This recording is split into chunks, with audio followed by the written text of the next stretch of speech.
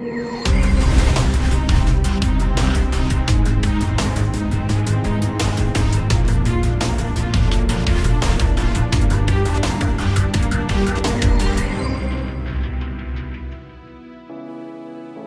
finales del siglo XVIII, el conde Nikolaus Ludwig von Zinzendorf formó una alianza llamada la Orden de la Semilla de Mostaza. Los miembros usaban un anillo en el que estaba inscrito el lema «Ninguno viva para sí mismo». Se comprometían solemnemente a ser fieles a Cristo, ser bondadosos con las demás personas y llevar el Evangelio a las naciones. En esa orden secreta se hallaban personajes tan notables como el rey de Dinamarca, el arzobispo anglicano de Canterbury, el secretario de Estado de Escocia y Tomochichi, el jefe de la tribu india de los indios Creek, quien tenía ya 87 años de edad. En la noche anterior a la formación de la orden, Zinzendorf convocó a sus amigos para orar, mantuvo en alto el anillo y dijo: «Hermanos, sabemos por qué estamos aquí. Mañana haremos nuestro pacto, pero esta noche oremos». El propio Zinzendorf se pasó toda la noche en oración. A la mañana siguiente prometieron usar todos sus dones, todas sus riquezas y todas sus influencias para la conversión de los paganos. Entonces Zinzendorf les fue imponiendo manos uno a uno a todos los miembros de la orden y oró personalmente por cada uno de ellos. La ceremonia duró unos pocos minutos, pero el pacto duró toda una vida. Lo que comenzó aquel día culminó en el Pentecostés moravo de Herrnhut en 1727. El 27 de agosto de ese año, un pequeño grupo de 24 hermanos y 24 hermanas comenzaron a orar las 24 horas del día. El Espíritu Santo visitó aquella reunión de oración de una manera parecida a lo que hizo en el capítulo 2 del libro de los Hechos en el día de Pentecostés. 120 que oraban en ese aposento alto fueron llenos del Espíritu Santo. Y así comenzaron unas intercesiones por horas que no se detuvieron durante 100 años. Me llama la atención la forma de trabajar de nuestro Dios. Todo empieza en pequeño. Muchas veces esperaríamos nosotros que toda una nación fuera transformada de la noche a la mañana.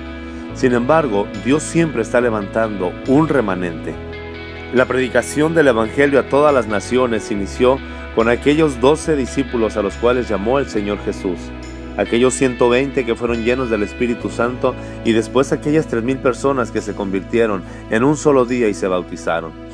En las encrucijadas críticas de la historia, Dios levanta un remanente para restablecer su reinado y su gobierno. Raras veces se trata de una mayoría. De hecho, casi siempre se trata de una pequeña minoría. Pero todo lo que hace falta es que haya unos pocos que sean fieles para comenzar una reforma espiritual. No es la cantidad de gente, no es la cantidad de personas la que hace que Dios pueda obrar o moverse. Siempre el Señor levanta un remanente, y quizás pequeño, para empezar toda una revolución. Hay situaciones que tú y yo pudiéramos comenzar y que tendrían que ver solamente con el espectro o el área muy limitada a la que estamos nosotros, pero puede abarcar su efecto más allá de nuestras fronteras, de nuestras generaciones y de nuestros tiempos. Es necesario que se levante un remanente que sea fiel al Señor, un remanente que tenga todos sus recursos, sus dones, sus alegrías, sus trabajos, sus esfuerzos puestos en las manos del Señor. Cada generación necesita una reforma. Cada generación necesita echar abajo sus ídolos y reconstruir sus templos. Cada generación necesita arrepentirse de sus pecados y redescubrir las verdades antiguas. La verdad, un avivamiento no inicia descubriendo algo nuevo ni con nuevas revelaciones.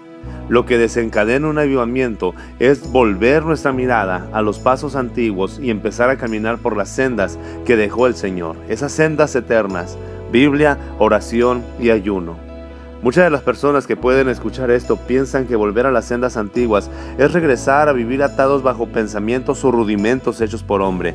No, es lo que la Biblia nos enseña. Los grandes avivamientos y las grandes reformas espirituales se han dado cuando alguien no descubre algo nuevo, sino cuando toma una verdad de la palabra y es impactada por él o por esa verdad, y es impactado o impactada y empieza a caminar de la manera como Dios quiere. Como sucedió en el tiempo del sacerdote Hilquías, el del redescubrimiento del libro de la ley, comenzó un avivamiento en toda la nación de Israel. Este redescubrimiento solo puso de rodillas a una nación. Nosotros necesitamos entender que Dios está buscando un remanente, y quizás tú seas parte de ese remanente. Al igual que la orden de la semilla de mostaza, estos hombres dedicaron todo lo que tenían al poder, todo lo que tenían lo dedicaron al avance del reino de los cielos. ¿Cuánto es lo que estás invirtiendo en la economía, en tu tiempo, en tu oración? Hemos visto en estos días que la verdadera oración nos va a llevar siempre a la acción y a bendecir a aquellos que lo pueden hacer. Creo que muchos recursos pudieran llegar a más gente si también los que tienen los recursos económicos se atrevieran a dar eso en contribución al levantamiento de nuevas iglesias, al fortalecimiento de ministerios y a la expansión del reino de los cielos, cueste lo que cueste. El avivamiento va a llegar. Si todos nos involucramos, creo que el Señor va a hacer cosas poderosas en cada área que estemos. Creo que somos parte de un remanente que Dios quiere usar en donde quiera que estés en el área que te encuentras. El avivamiento empieza cuando el pueblo de Dios se humilla y reconoce que ha fallado en algunas cosas y que necesita urgentemente el toque de Dios.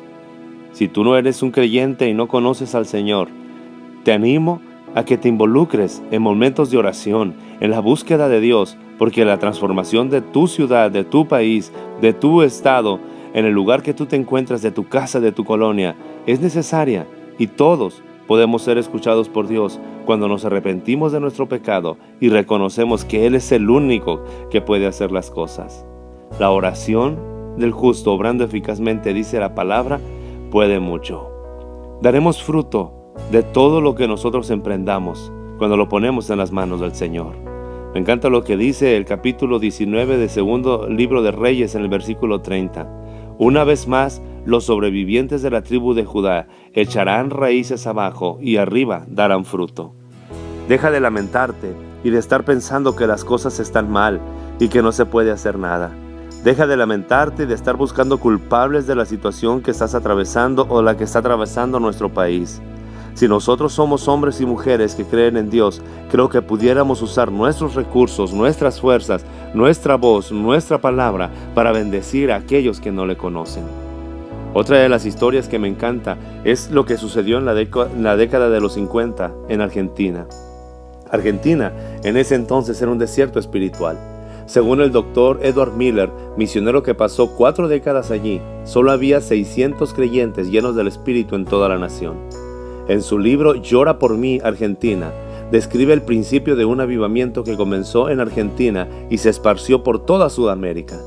Comenzó con 50 estudiantes del Instituto Bíblico Argentino que desarrollaron una intensa carga de oración por su nación. Miller dice que nunca había visto a nadie llorar tan fuerte ni orar por tan largo tiempo como a estos muchachos. Día tras día lloraban y oraban. Después de horas de intercesión, los estudiantes estaban literalmente de pie sobre su propio charco de lágrimas. A los 50 días de intercesión, durante las 24 horas del día, hubo una palabra profética. La palabra fue: no lloren más, porque el león de la tribu de Judá ha prevalecido sobre el príncipe de Argentina. Año y medio más tarde, centenares de miles de argentinos iban en masa a las cruzadas de los estadios de fútbol. Los estadios más grandes, donde había asientos para 180,000 personas, no eran lo suficientemente grandes para recibir a las multitudes que llegaban en búsqueda de Dios. Si Dios puede conseguir gente suficiente en una región para que rechace al gobierno y el dominio de Satanás, si una cantidad suficiente de miembros de su pueblo está dispuesto a rechazar el dominio de Satanás de la forma de vida, con humildad, con quebrantamiento y con una intercesión llena de arrepentimiento, entonces Dios va a plantar un aviso de desahucio en la puerta del poder demoníaco que domine sobre esa región. Y cuando lo haga, comienzan a llegar la luz y la gloria. Nunca sabemos cómo, cuándo ni dónde puede comenzar un mover de Dios. Pero si buscamos de rodillas, Dios extenderá su poderosa diestra a favor nuestro.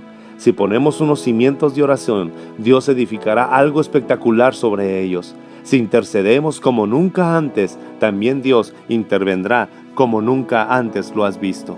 Cuando la reunión de oración se convierte en la reunión más importante de todas, el avivamiento se halla a la puerta de la esquina. Hoy es el tiempo de empezar una reforma espiritual. Hoy es el tiempo de levantarnos y poner cimientos de oración. Hoy es el tiempo en el cual Dios está llamando un remanente para mostrar su gloria y tú eres parte de Él. No renuncies a ese llamado, no te canses de buscar y no te canses de orar. Empezaremos a ver lo que Dios quiere hacer. Dios te bendiga y Dios te guarde.